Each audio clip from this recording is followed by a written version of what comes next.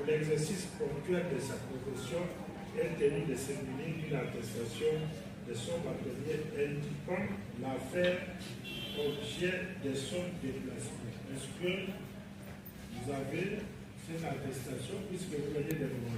Que ici, c'est la Cour de cassation qui n'appartient. J'étais bâtonnier à l'exercice et je participais à ce débat. Est-ce que vous êtes porteur d'une attestation? Non, ce n'est pas nécessaire. Ce n'est pas nécessaire quand on est à la Cour de cassation qui siège. Le prévenu, notamment ici présent, ainsi que sont pour prévenir, sont poursuivis pour avoir tous les deux, ainsi que le coordonnateur Aïe, alors directeur général de FIBAO, sont poursuivis pour des faits qui ont été commis pendant cette période de temps où le Vous êtes de la presse? était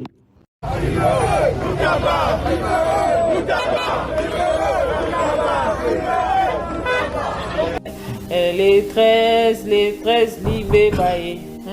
Moi mon qui est plutôt content na non j'ai que le nini au bombela biso na procès munene o biso na sotoza tellement na posa kwa koyoka.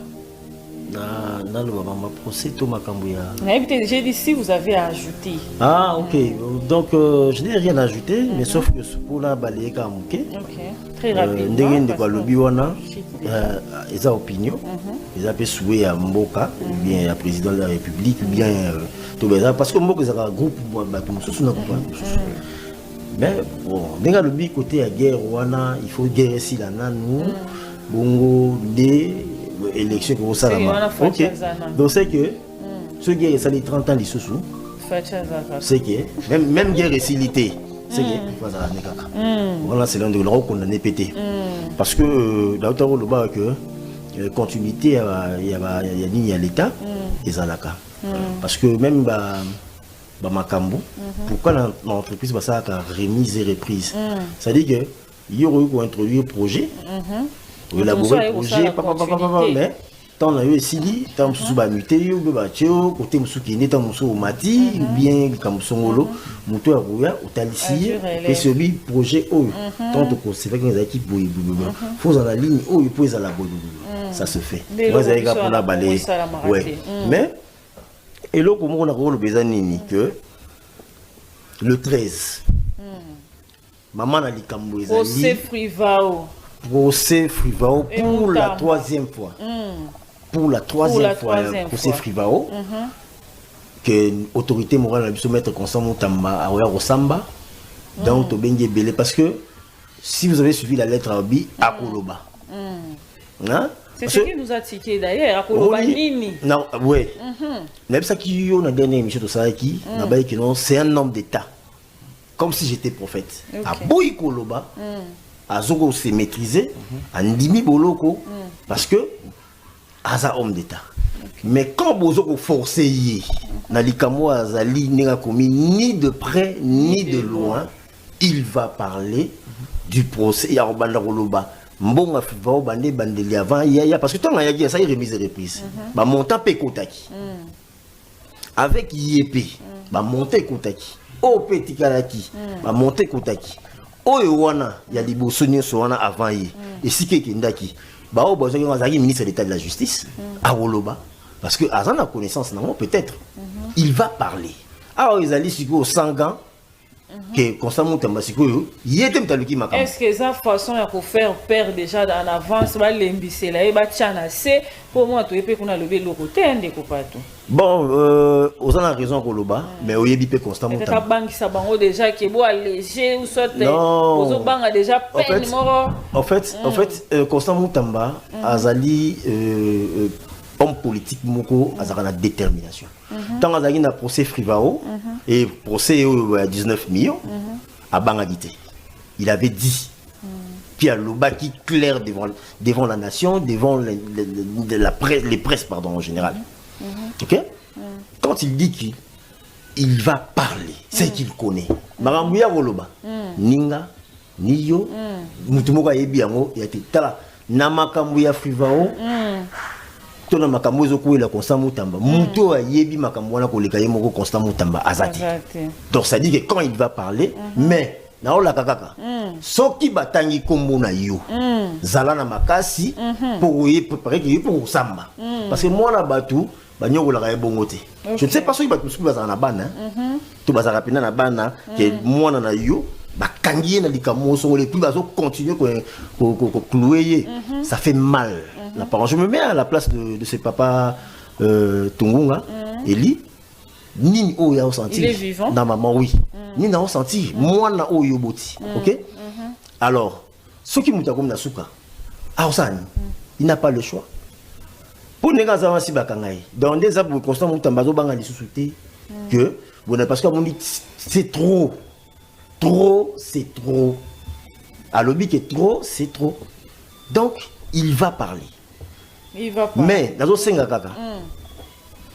Après procès dans la communauté internationale dans l'état congolais na ya biso ya Afrique pour la sécurité à Constant Mutamba même représentant des droits de l'homme monsieur Volker Turks na senga pour azamutu ndenge ya lobi wana o ya bobimisa mutu ça na ba nerf solide.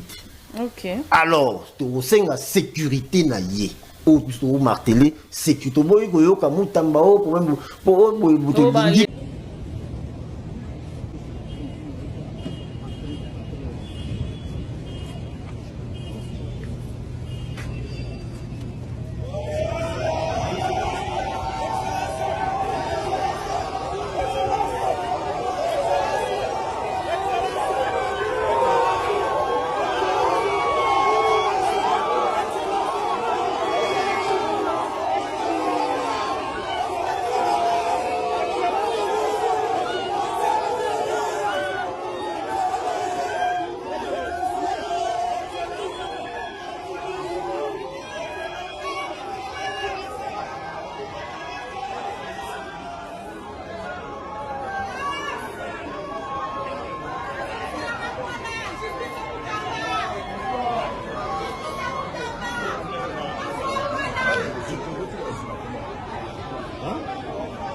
les 13 libé baé moi mon qui est plutôt côté na noje que lo nini bo bombela biso na procès munene o biso na sotoza tellement na procès kwa koyoka na le maman procès to makambo ya j'ai dit si vous avez à ajouter. Ah OK donc je n'ai rien à ajouter mais sauf que pour la balayer ka muke. OK très rapidement ndenge de kwa lobi wana eza opinion eza pe souhait ya mboka bien ya président de la République bien to beza parce que mboka eza groupe bato mosusu na kupa mais bon ndenge lobi côté ya guerre wana il faut guerre si la nanu bongo de élection que vous savez.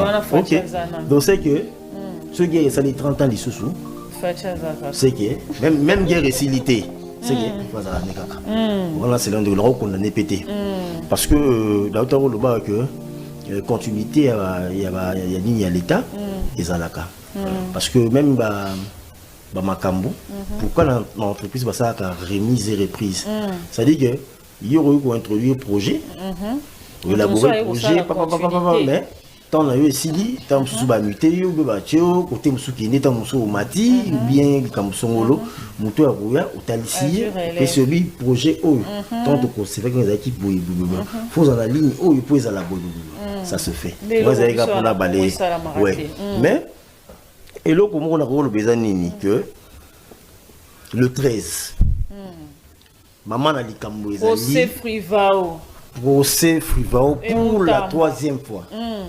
Pour la troisième fois, procès Frivao. Que l'autorité morale a soumettre Constant Mutamba à Rosamba. Donc, Tobengi Belé. Parce que si vous avez suivi la lettre Abi, à Koloba. C'est ce qui nous a tiqué d'ailleurs, à Koloba Nini. Non, oui. Même ça qui y a dans la dernière émission de Saraki, c'est un homme d'État. Comme si j'étais prophète. À Boy Koloba. Azoko s'est maîtrisé, Andimi Boloko, parce que aza homme d'état. Mais quand vous forcez yi na likamo azali n'enga commis ni de près ni de loin, il va parler du procès ya obanda koloba mbonga fiva obande bandeli avant ya parce que tant ya dit ça y remise et reprise ba montant pe kotaki avec yep ba monter kotaki o petit kalaki ba monter kotaki oyo wana ya liboso nyonso wana avant yi esike kendaki ba o bozo ngazaki ministre d'état de la justice a Woloba parce que Azan a connaissance non peut-être il va parler alors ils allaient sur au sangan que constamment tambasiko yete mtaluki makam. Est-ce que ça façon ya ko faire perdre déjà en avance ba lembisela e ba tchana c'est pour moi to epé qu'on a levé le côté ndeko pato. Bon aux a raison Koloba mais oyebi pe constamment tamba. Ta banque ça bango déjà qui bo alléger ou soit aux banques a déjà peine moro. En fait constamment tamba azali homme politique moko azaka na détermination. Tant azali na procès Frivao et procès à 19 millions à Bangagité. Il avait dit puis à l'obaki clair devant la nation, devant les presses pardon en général. OK? Quand il dit qu'il va parler, c'est qu'il connaît. Marambuya Woloba. Ninga Niyo Mutumoka Yebiango yate tala namakambuya Frivao. Tona makambo ezoko la constant mutamba muto ayebi makambo wana koleka ye moko constant mutamba azati donc ça dit que quand il va parler mais na ola kakaka soki batangi kombo na yo zala na makasi pour y préparer pour samba parce que moi na batu banyoko la ka bongote je ne sais pas soki batu bazana na bana to bazaka pena na bana que moi na yo bakangi na likamo so les plus bazo continuer ko clouer ça fait mal. La parole. Je me mets à la place de ce papa Tungunga, Eli. Ni o ya ressenti. Il est vivant. Dans maman, oui. Ni na ressenti. Moi na o yoboti. Ok? Alors, ce qui m'a comme na souka, il n'a pas le choix. Pour ne pas si bakangai. Dans des arbres constamment mutambazo banga les sous-soutés que bon parce que on dit c'est trop. Trop, c'est trop. À l'objet que trop, c'est trop. Donc, il va parler. Il va parler. Mais, dans le kaka, après procès, dans la communauté internationale, dans l'État congolais, dans l'Afrique, pour la sécurité à Constant Moutamba. Même représentant des droits de l'homme, monsieur Volker Turks, dans Osenga, pour Azamutu. Ndenge ya lobi wana o ya bobimisa mutu nyosa na ba nerf solide. OK. Alors, to senga sécurité na ye. O to marteler sécurité boy ko yo ka mutamba o pour